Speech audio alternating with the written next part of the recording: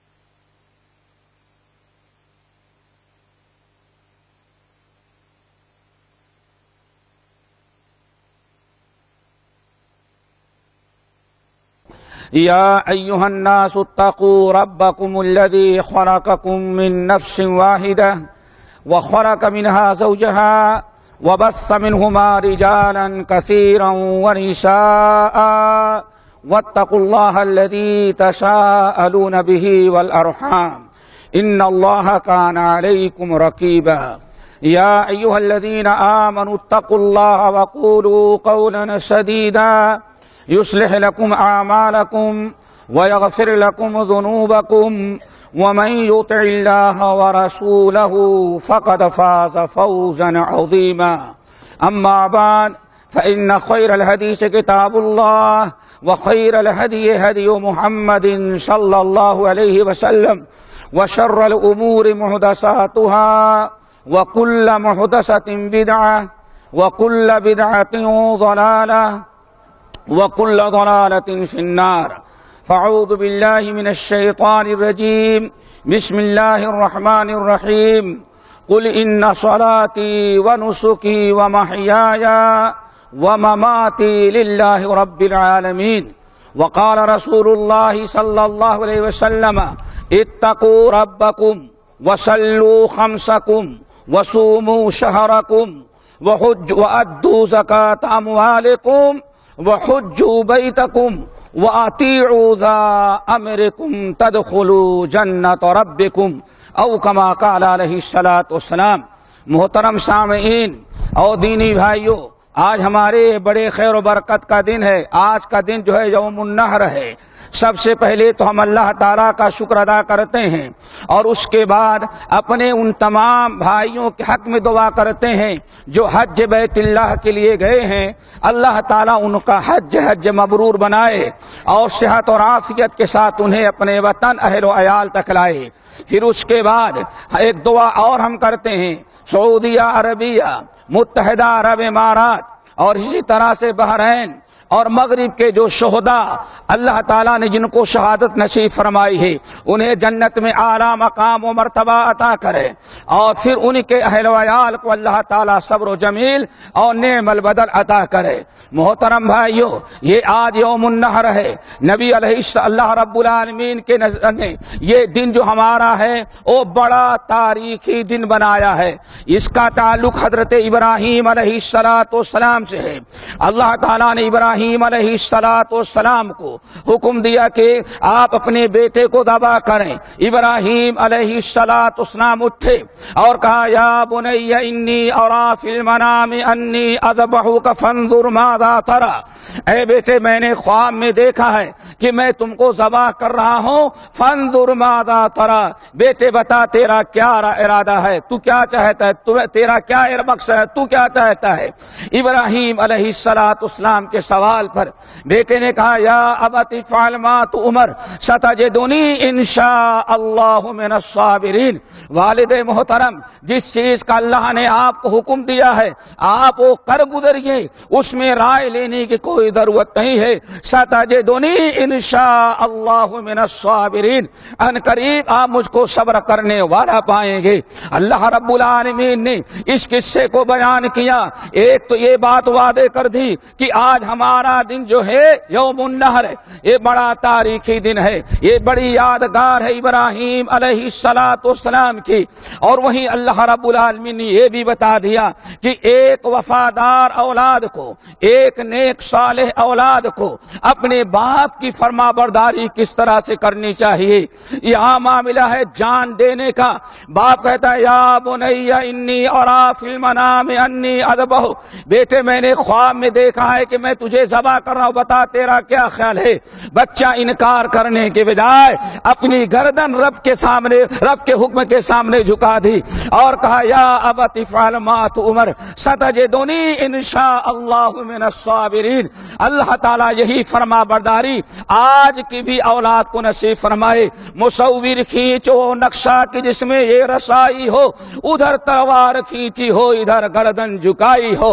نبی علیہ السلام نے یوم النحر کو آج ہی کا دن تھا اور تقریباً یہی ٹائم آپ نے مینا کے میدان میں خطاب کرتے ہوئے لوگوں کو بڑا زبردست خطبہ دیا تھا، جس کا ایک حصہ ہم نے آپ حضرات کے سامنے پڑھا ہے۔ نبی علیہ السلام نے فرمایا یا ایھا الناس، یا ایھا الناس، آپ اونٹنی پر سوار تھے، لاکھوں کی تعداد میں مینا کے میدان میں آپ کے دیدار کے لیے بے قرار آنکھیں کھول کر کے آپ کی طرف متوجہ تھے۔ آپ نے فرمایا یا ایھا الناس، اے لوگو یاد رکھو، اتقوا ربکم وصلوا خمسکم وصوموا شہرکم وادوا زکاۃ اموالکم وحجوا بیت ربکم تدخلوا جنت ربکم، او کما قال علیہ السلام۔ نبی علیہ السلام نے 5 بہترین قسم کے اعمال جن کی بنا پر انسان، ایک مسلمان یا کوئی قوم دنیا کے اندر بھی اچھی زندگی گزار سکتی ہے اور آخرت بھی کامیابی سے سرفراز ہو سکتی ہے۔ آپ نے 5 باتیں بیان کیا۔ نمبر 1 آپ نے فرمایا اتقوا ربکم، نمبر 2 آپ نے فرمایا صلوا خمسکم، نمبر 3 آپ نے ارشاد فرمایا صوموا رحمکم وصوموا شہرکم۔ آپ نے ارشاد فرمایا پہلی چیز اتقوا ربکم، لوگو اللہ تعالیٰ کے بندو تم اپنے رب سے ڈرتے رہو، اپنے رب کا خوف کرو، دل میں اتنا ڈر اور اتنا خوف ہو کہ جس کی بنا پر اللہ کی فرما برداری کرنا اور برائیوں سے بچنے پر تمہیں آمادہ کر دے۔ آج سب سے بڑا معاملہ یہ ہے دوستو، ہمارے دلوں سے تقویٰ نکل گیا تو نہ ہمارے آنکھیں گناہوں سے محفوظ ہیں، نہ ہمارے کان گناہوں سے محفوظ ہیں، نہ ہمارے ہاتھ گناہوں سے محفوظ ہیں، ہماری زبان بھی برائیوں سے محفوظ نہیں۔ کیوں؟ سب سے بڑا ضروری فریضہ یہ ہے کہ ہم میں سے ہر انسان اپنے دل کی اصلاح کرے، اور دل کی اصلاح کا دار و مدار تقویٰ پر ہے۔ آپ نے سب سے پہلا پیغام یوم النحر کو قیامت تک آنے والے اپنے امتیوں کو جو دیا تو اتقوا ربکم، لوگوں اپنے رب سے ڈرتے رہو۔ میرے بھائیو، یہ رب کا ڈر اور یہ رب کا خوف ایسا عمل ہے، انسان کے دل میں جب تقویٰ آ گیا، آپ نے ارشاد فرمایا اے لوگوں سن لو، ان فی الجسد مضغہ، جسم کے اندر ایک گوشت کا لوتھڑا ہے، اذا صلح صلح الجسد کلہ، اگر وہ درست ہے تو جسم کے سارے اعضاء درست ہو جاتے ہیں، اور اگر وہ خراب ہو جائے تو جسم کے سارے اعضاء خراب ہو جاتے ہیں۔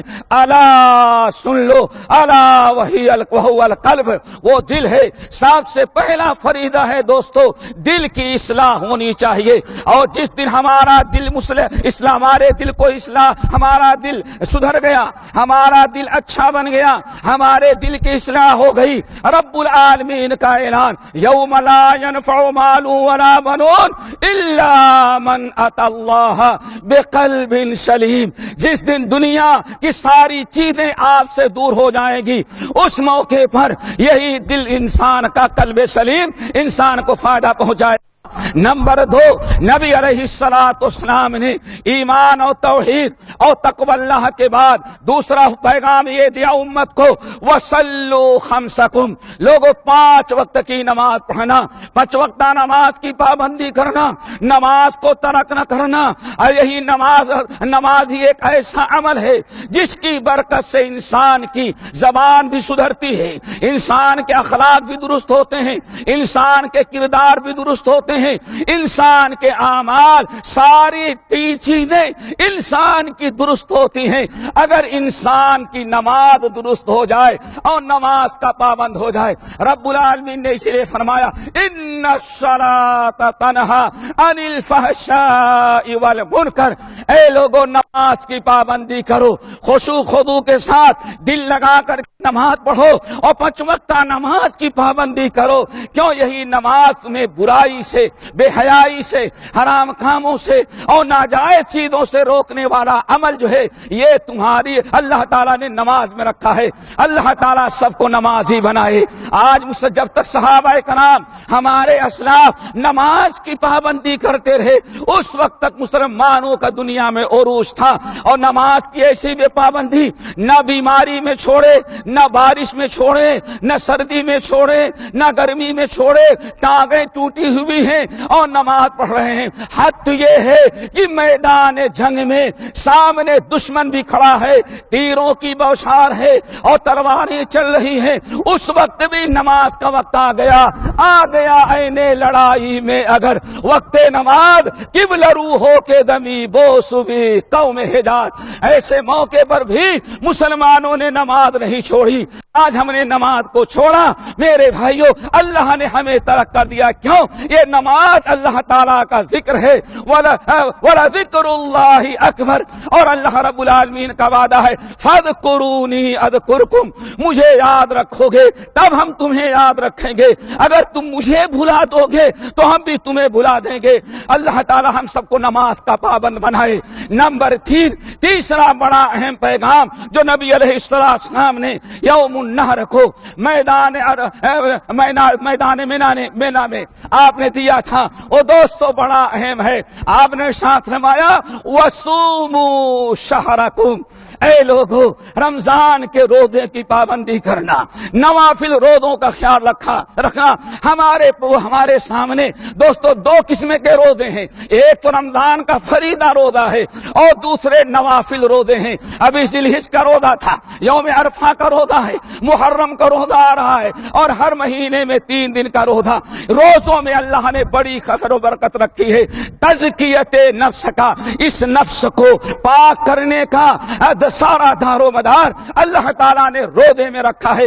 رب العالمین نے ارشاد فرمایا، کامیاب وہی ہوتا ہے دنیا میں اور آخرت میں جس نے اپنے نفس کو پاک کیا۔ قد افلح من زکاہا وقد خواب من دساہا، کامیاب ہوا وہ انسان جس نے اپنے نفس کو پاک کیا، اور برباد ہو گیا وہ انسان جس نے اپنے نفس کو غلاظتوں میں چھوڑ دیا۔ یہ ماہ رمضان کا روزہ اور یہ نفلی روزے تزکیہ نفس کے لیے بہترین اعمال ہیں۔ اسی لیے نبی علیہ السلام نے ارشاد فرمایا، صحابہ کرام کی ایک بڑی جماعت جس میں انس بن مالک، حضرت عبداللہ بن عباس، ابو ہریرہ، حضرت علی بن ابی طالب رضی اللہ تعالیٰ عنہم اجمعین ہیں، کہتے ہیں نبی علیہ السلام نے ارشاد فرمایا، صوم شہر الصبر وصیام ثلاثة ایام من کل شہر یذہبن وحر الصدر، اے لوگوں رمضان کے روزے رکھو، اور رمضان کے بعد جس نے ہر مہینے میں 3 دن کا روزہ رکھ لیا، رمضان کا روزہ ہر مہینے میں 3 دن کے نفلی روزہ رکھا، جس نے یذہب اللہ وحر الصدر، دل کے اندر نفس میں جتنی غلاظتیں، جتنی برائیاں اور جتنے برائیوں کے جذبات ہیں، روزے کی برکت سے اللہ تعالیٰ سب کو اکھیڑ کر کے پھینک دیتا ہے، انسان کا تزکیہ نفس ہو جاتا ہے۔ اسی لیے اللہ کے رسول نے فرمایا کامیابی تمہاری تزکیہ نفس میں ہے، اور تزکیہ نفس کا سب سے بڑا ذریعہ اللہ تعالیٰ نے روزے کو مقرر کیا ہے۔ اللہ تعالیٰ ہمیں روزہ رکھنے کی بھی توفیق نصیب فرمائے۔ اقول قولی ھذا واستغفر اللہ من کل ذنب واتوب الیہ۔ الحمدللہ وکفی وسلام علی عبادہ الذین اصطفی، اما بعد۔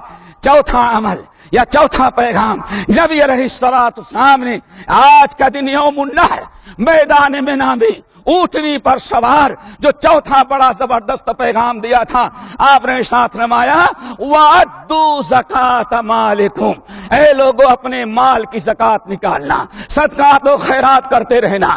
ایسا نہیں کہ رمضان میں زکات نکال دیا اب اس کے بعد کبھی مال خرچ نہ کرو، اپنے مال کو برابر اللہ تعالیٰ کی راہ میں دینا۔ شرح صدر کی ضرورت ہوتی ہے، انسان کا دل اتنا صاف ہو، اتنا کھلا ہوا ہو، اتنا بڑا دل ہو کہ اللہ رب العالمین کا جو بھی حکم آئے گردن جھکا کے قبول کر لے۔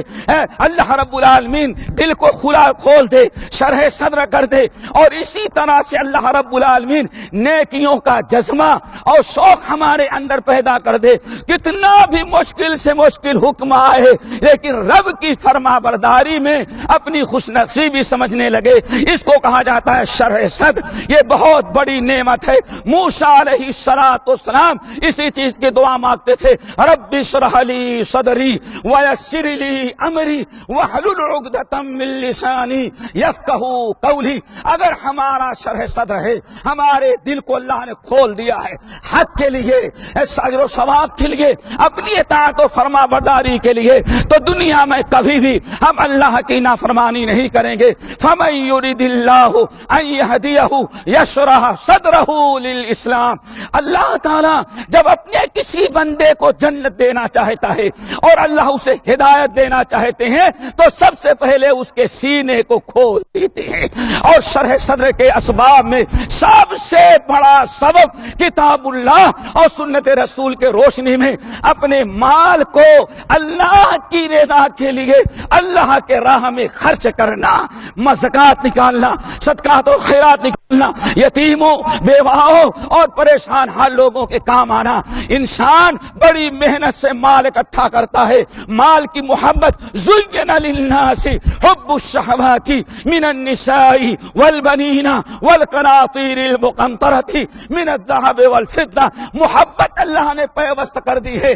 جو انسان محبت کو کچلتے ہوئے، اپنے نفس کو دباتے ہوئے اپنے مال کو اللہ کے راہ میں خرچ کرتا ہے، اللہ تعالیٰ اس کے سینے کو حق کے لیے، اپنی فرما برداری کے لیے کھول دیا کرتے ہیں۔ نمبر 5، پانچواں عمل جو بڑا اہم اللہ کے رسول نے جو پیغام دیا تھا، وَحُجُّوا بَيْتَكُمْ، اے لوگوں یہ اللہ کا گھر خانے کعبہ ہے، اس کا برابر حج کرتے رہنا۔